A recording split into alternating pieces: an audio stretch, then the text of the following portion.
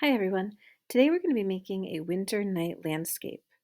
To start, we need three colors of acrylic paint, a phthalo blue, sage green, and white.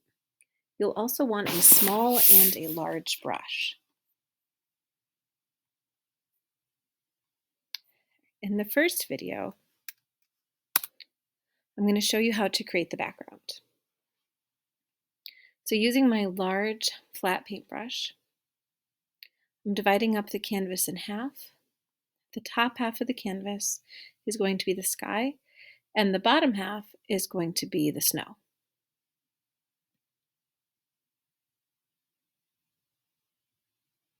To tone down some of the darkness of the phthalo, that blue that we're using, I'm adding just a little bit of the white. And I'm painting in horizontal strokes and then varying my brush strokes to fully cover the canvas all the way to the edges.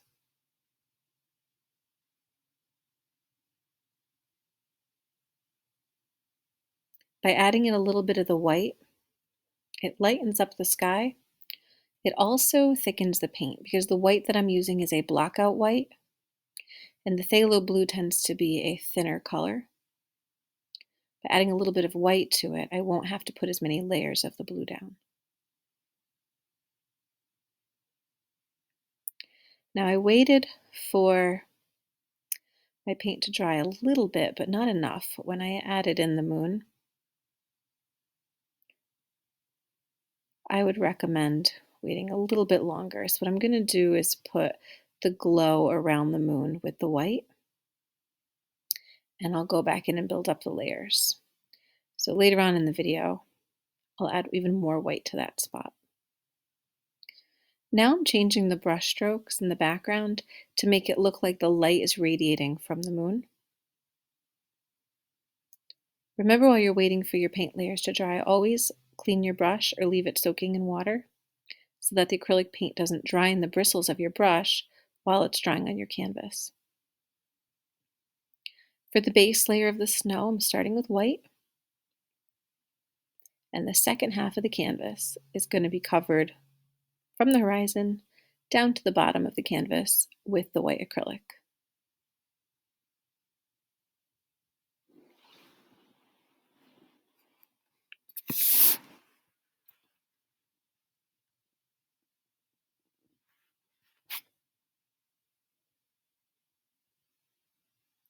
On the left and the right side, I'll be putting in some trees, but not yet.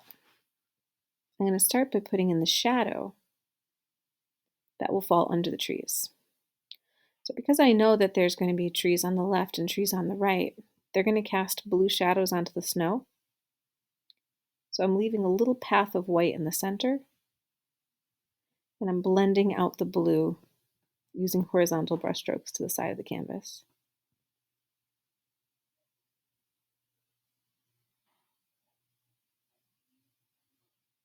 Starting with the shadow there as a base already, I'll have to fill in less shadow underneath the trees once I paint them in. Notice that the horizon line isn't perfectly straight across. I intentionally left that a little bit more of an organic line, so it looks like real snow that's fallen to the ground.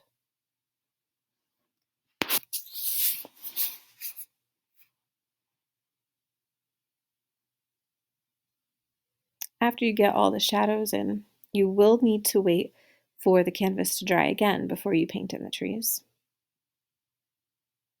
So I'd put in as much blue as I want for the shadow, blend it in with the white, and then take a little break. In between layers, you're going to want to give the canvas at least 10-15 minutes to dry. Try not to put the paint on too thick and clumpy. Thick acrylic paint will take much longer to dry than thin layers.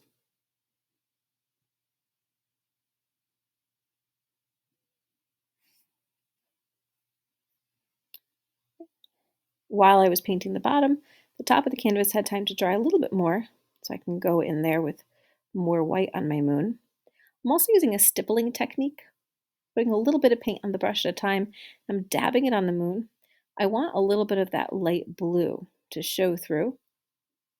By having the variation of the light blue and the white, it makes it look more like a realistic moon. You can see the texture of the moon.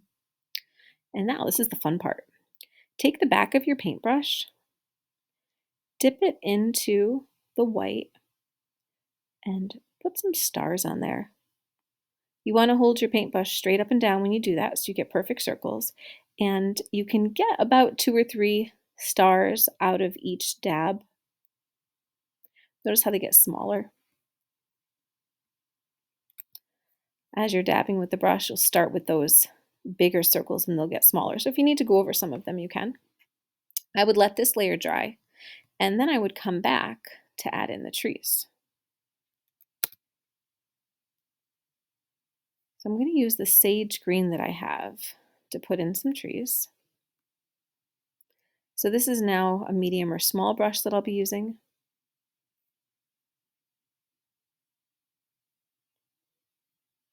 And I did speed up the videos a little, so this is twice as fast as I would be painting. And those 3 lines are just marking in the tops of where my trees are going to be.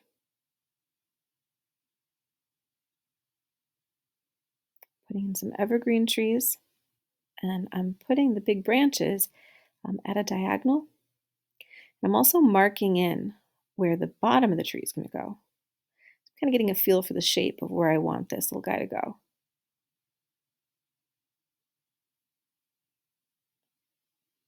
I'm sketching it in so I have an idea. That stipple technique that we used for the moon, we're going to use that to put the branches on as well. Instead of just painting it one solid flat color, by using the end of the brush and dabbing in that color, it gives all the texture from your paintbrush and it makes it look more like real trees, like I could see the individual like branches and texture of an evergreen tree.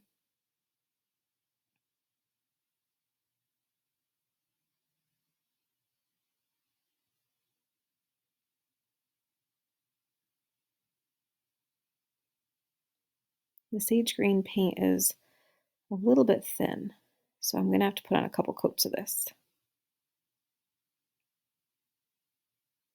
And it's okay as you're building this up. If the tree starts to take on a shape of its own, that's all right.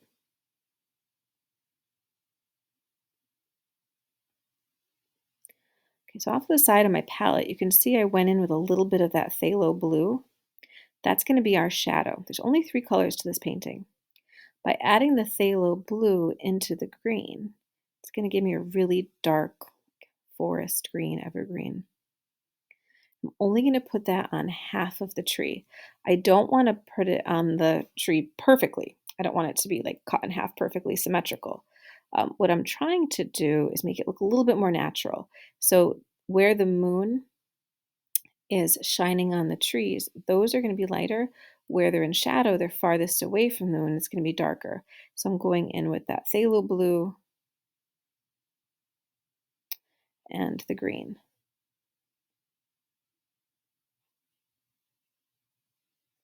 So you see on that little tree there, I forgot what I was doing for a minute. I forgot where the moon was.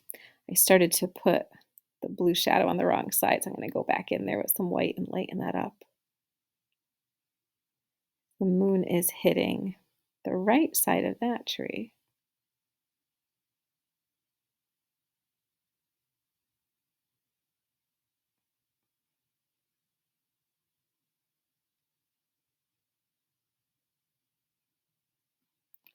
So wherever you want shadow,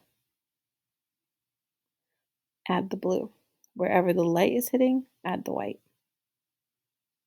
As I was painting, I felt like I needed another tree in there. I was originally just going to go with the 3. But I felt like there was more space in the canvas that wanted to be filled.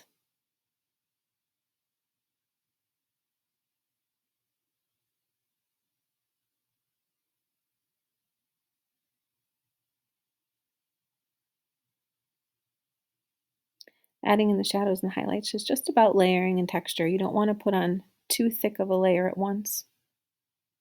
So it's okay if you go back to it.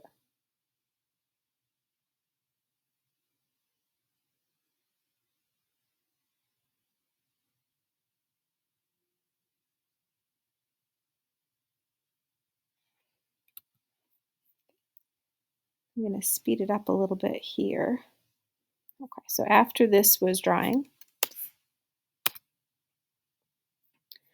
now I want to go in and add more shadow.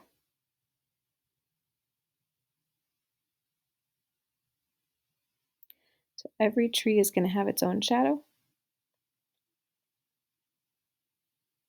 Acrylic paint is very forgiving. If you need to paint over it, you absolutely can.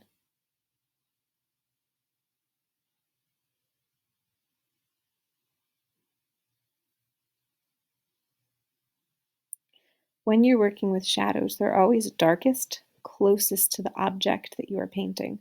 So the shadow directly underneath the trees is going to be a darker blue, and it would fade out to a lighter blue.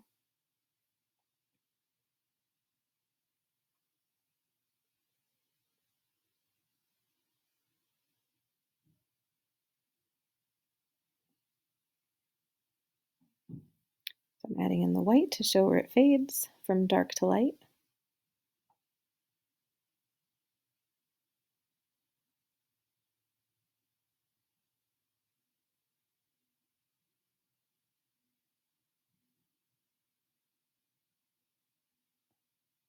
If your shadows don't look exactly the same as mine, that's okay. We want them to look like they belong to your tree.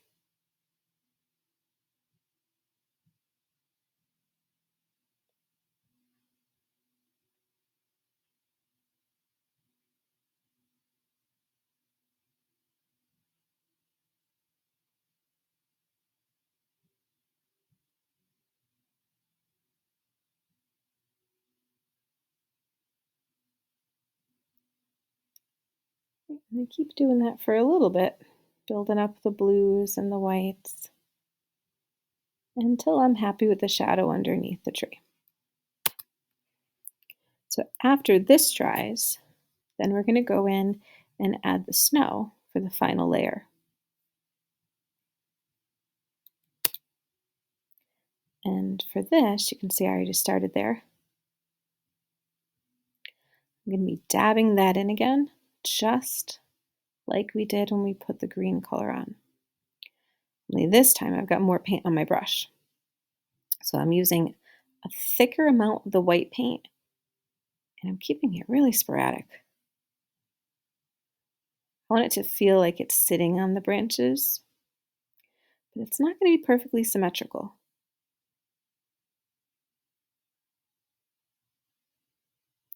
Notice how I'm only putting the very white snow on the side of the trees that has the highlight.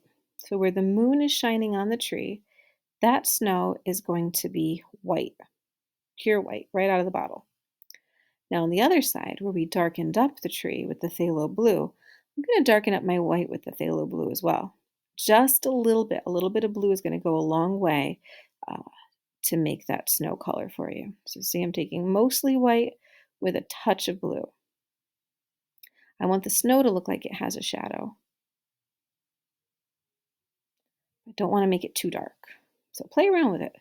Mix the color on your brush, mix the color on your canvas, whatever works better for you. The snow that's in shadow should be a lighter baby blue.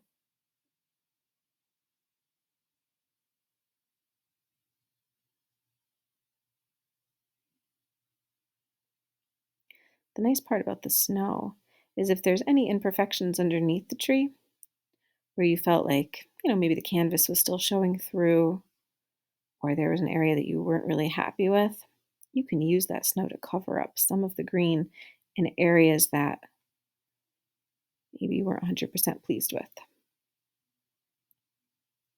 So wherever my snow meets the edge of the shadow, that's where I'll stop with the blue and go back to the white.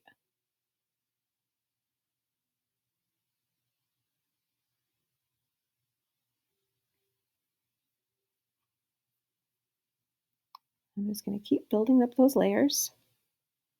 So adding in more blue, adding in more white.